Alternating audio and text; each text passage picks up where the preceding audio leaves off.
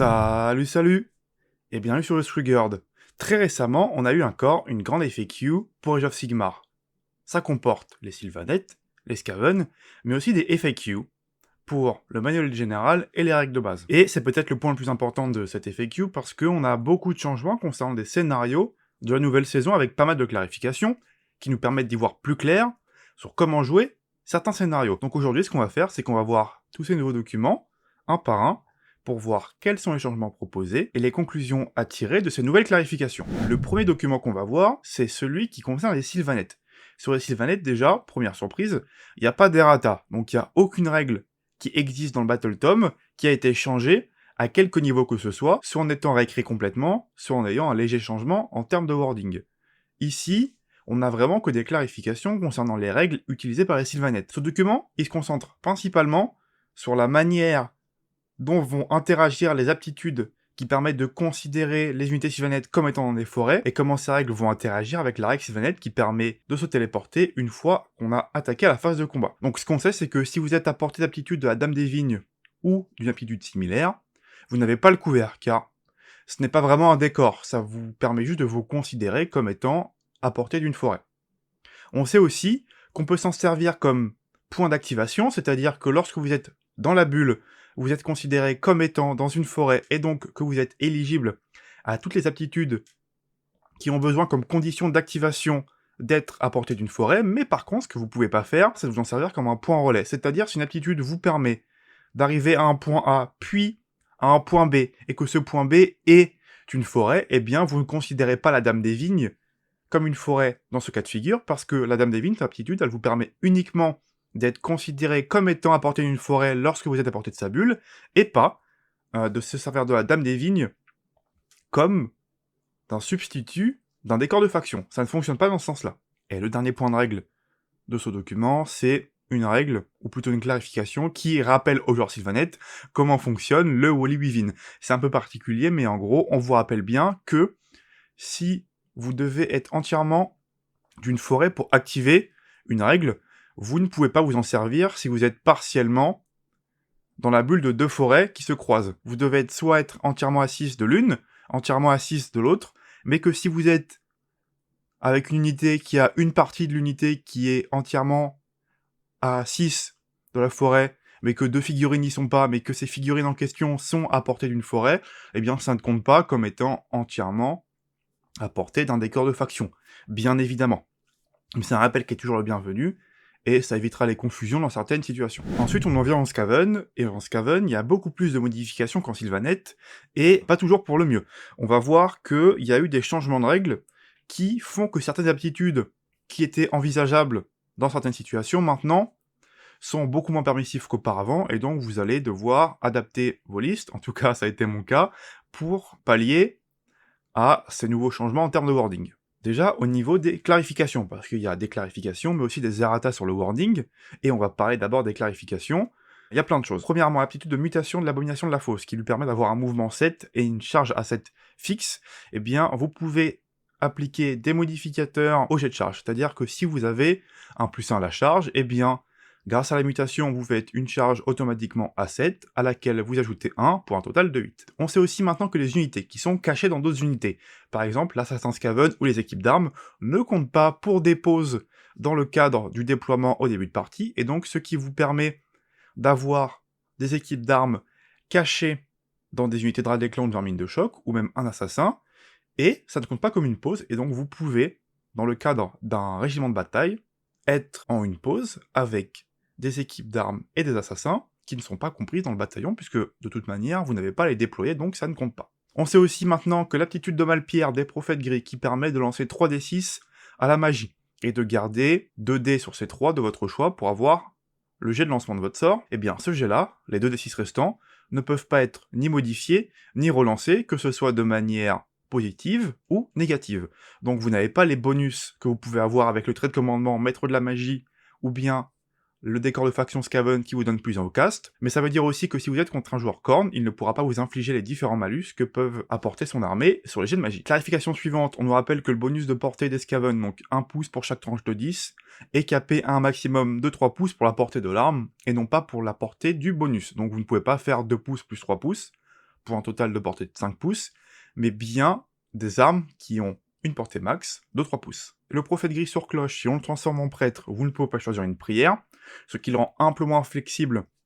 parce que vous n'avez que les prières de base à lancer, elles sont pas forcément très intéressantes. On sait aussi que si vous prenez une unité de vermine de choc ou de rat des clans en réserve grâce à l'équipe d'armes de la foreuse, vous pouvez le faire si cette unité comporte également, elle, en embuscade, des équipes d'armes comme la Ratling ou le lance-flamme. Et dernière clarification, si vous utilisez l'artefact Orbe d'airain sur une unité adverse, pour rappel, cet artefact permet de retirer du champ de bataille une unité et ensuite à la fin du tour, l'adversaire doit la replacer dans son territoire à plus de 9 pouces de l'ennemi. Eh bien, si pour quelque raison que ce soit, il n'a pas la place de redéployer son unité, elle est considérée comme détruite. Au niveau des équipes d'armes, on a un changement sur le wording. Les équipes d'armes, elles ont une règle qui leur permettait de cacher une équipe d'armes dans des unités de radéclans ou de vermine de choc, et vous pouviez cacher une équipe d'armes par tranche de 10. Le problème, c'est que cette aptitude, chaque équipe d'armes, elle l'avait. Donc en interprétant le wording de manière un peu large, on pouvait considérer qu'il était possible de cacher dans 20 radéclans de lance-feu, de ratling et de ratasphère. Bien évidemment, ce wording-là, et cette lecture, c'était une erreur qu'ils ont rectifiée avec les ratas. Maintenant, quelle que soit la nature de l'équipe d'armes, on peut ne cacher que 2 équipes d'armes dans une unité de 20 radéclans, ou 3 équipes d'armes dans une unité de 30 vermines de choc. Donc vous pouvez cacher soit 3 ratling, soit 3 lance-feu, soit 3 ratasphères, ou faire un mix, et mettre ce que vous voulez. On a un autre changement aussi à la marge. Maintenant, les ratasphères, quand elles sortent d'embuscade, elles sont considérées comme ayant chargé, et donc vous avez le bonus de plus une attaque qui va venir s'activer pour cette unité-là. On a un autre errata sur Tankol. Ça c'était attendu, voilà, Tankol, il peut officiellement prendre les sorts de magie du Battle Tome du Lord des Prophètes Gris. Et le dernier errata, il concerne le trait de bataille Master Clan, qui permet de choisir le premier jet de charge pour s'en servir pour le reste. Avant, la nature non modifiée du jet n'était pas spécifiée, et donc ce jet était éligible au modificateur, ce qui permettait d'avoir un bonus de plus 1 ou de plus 3 avec certaines unités, et de s'en servir pour les jets de charge restants. Par exemple, si vous faisiez un premier jet de charge avec des rogres, et que vous leur donniez un bonus de plus 3, et admettons que vous aviez fait un 8, donc 8 plus 3, ça fait 11, vous pouviez utiliser le jet de charge modifié, donc pour un total de 11, sur les autres unités. Maintenant, c'est clair, vous pouvez utiliser le premier jet de charge non modifié, et donc vous ne pouvez pas utiliser les modificateurs à la charge pour donner une grande amplitude de corps à corps à votre armée. Moi je suis un peu triste parce que ce trait de bataille, pour l'avoir joué, je l'aimais beaucoup, ça donnait un grand gap closer aux unités Skaven qui en avaient besoin, notamment celles du clan Pestilent, mais c'était pas en tout cas ce que les développeurs du jeu avaient prévu en créant cette règle, donc ils ont fait en sorte de corriger ce problème, et maintenant si vous voulez faire des grandes charges avec le reste de vos unités, eh bien il faut juste être chanceux pour les jets de charge, et espérer faire un 10, un 11 ou un 12 pour s'en servir pour tout le reste de votre armée. On va rapidement passer sur l'errata des règles de base, qui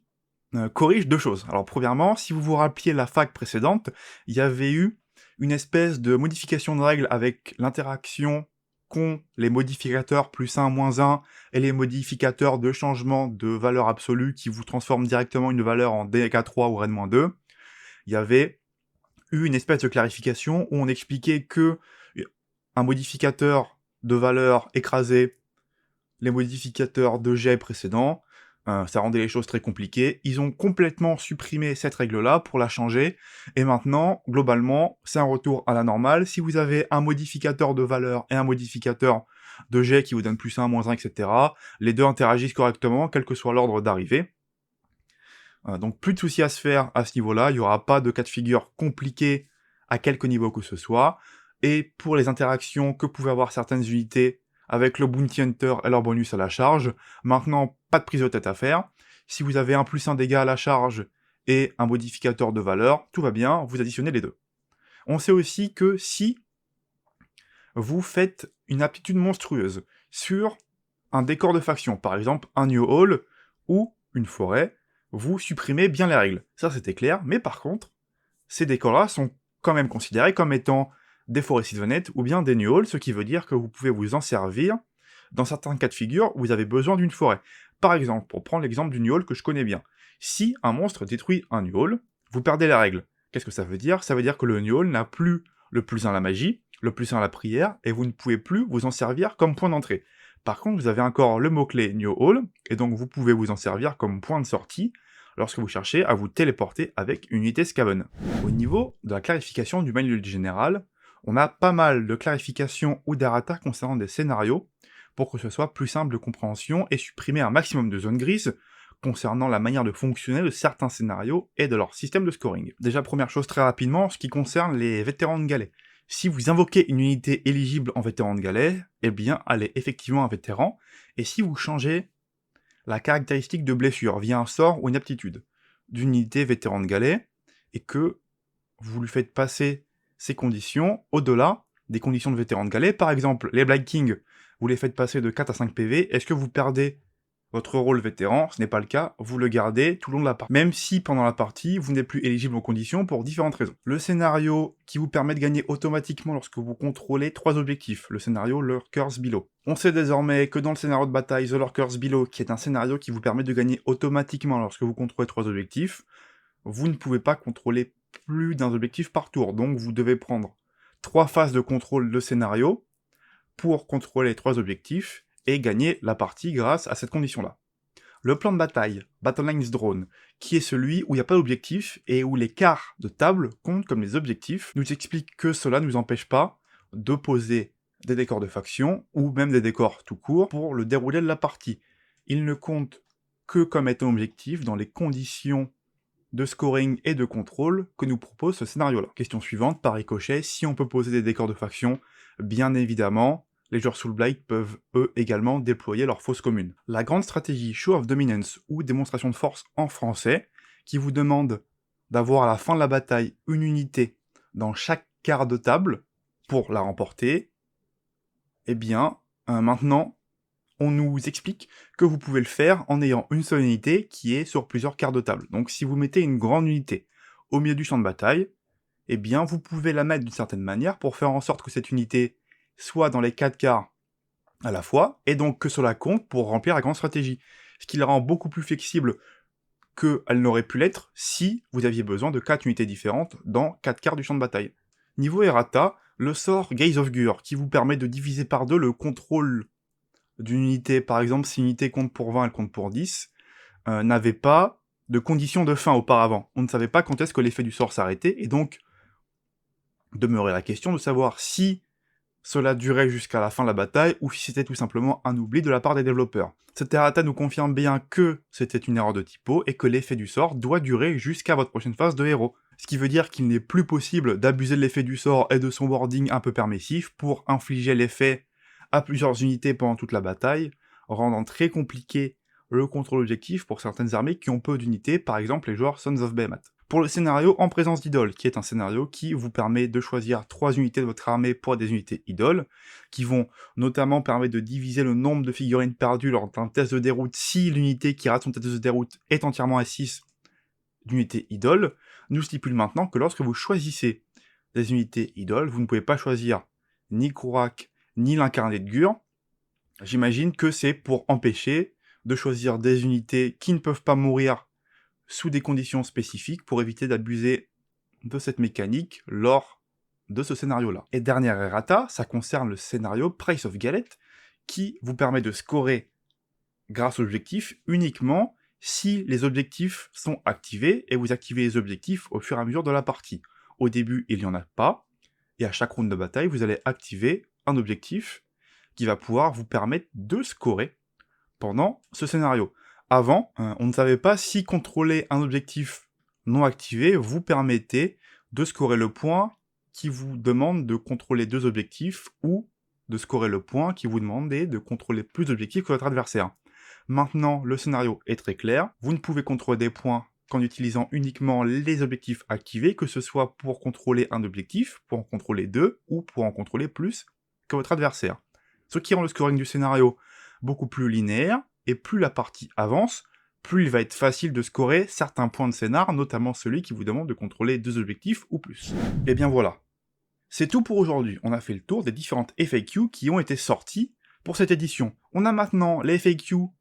pour les Skaven et les Sylvaneth, qui sont les 2 derniers Battle Tomes, mais on a aussi la FAQ du manuel général qui supprime la quasi-totalité des zones grises qu'on pouvait avoir concernant certains scénarios. Avec toutes ces informations, je pense que la saison va pouvoir véritablement commencer, parce qu'il y a beaucoup moins d'interrogations qu'auparavant, et que donc les parties vont être beaucoup plus intéressantes, surtout certains scénarios où auparavant il y avait des zones grises qui pouvaient être très frustrantes, si jamais il y avait des différences d'interprétation entre les différents joueurs. Maintenant, tout est clair, tout a été clarifié, que ce soit pour les nouvelles armées ou pour un nouveau scénario, et donc ça rend déjà premièrement les parties plus rapides, car on va se poser moins de questions, mais surtout ça rend certains scénarios plus intéressants, comme par exemple le scénario Prize of Galette, qui va vraiment prendre de son sens, parce que vous ne pouvez scorer que très peu au début, et ensuite, au fur et à mesure que la partie va avancer et que les objectifs vont s'activer, vous allez pouvoir scorer de plus en plus de points. Et maintenant que tout a été revu, moi je vous dis à la prochaine. Salut salut!